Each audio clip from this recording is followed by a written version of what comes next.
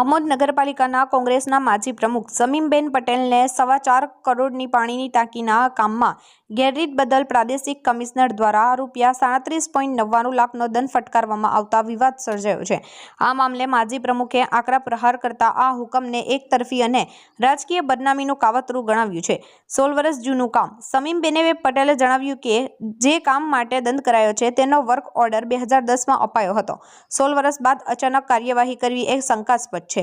આ project engineer, consultant અને મુખ્ય અધિકારીની દેખરેખ હેઠળ થયો હોવા છતાં માત્ર પ્રમુખને જ કેમ નિશાન બનાવવામાં આવ્યા તેવો સવાલ તેમણે ઉઠાવ્યો છે।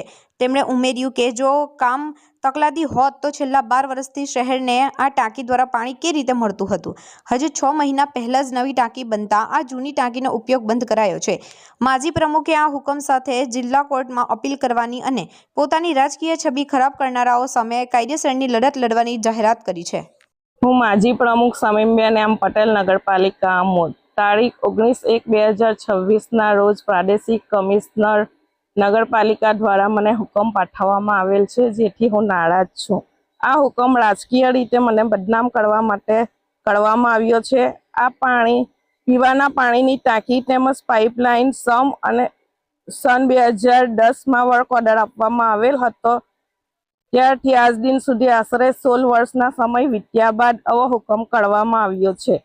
આ ટાંકીના કામકાજ બાબતે નગરપાલિકા સિટી એન્જિનિયર, કન્સલ્ટન્ટ, TPI મુખ્ય અધિકારી શ્રી દેખરેખ હેઠળ કરવામાં આવેલ છે। તેમ છતાં મારા સિવાય કોઈ પણ વ્યક્તિને કોઈ કાયદાકીય કાર્યવાહી કરવાનો હુકમ થયેલ નથી। આ મારી સાથે રાજકીય ભેદભાવ રાખીને મને બદનામ કરવા માટે કરેલ છે।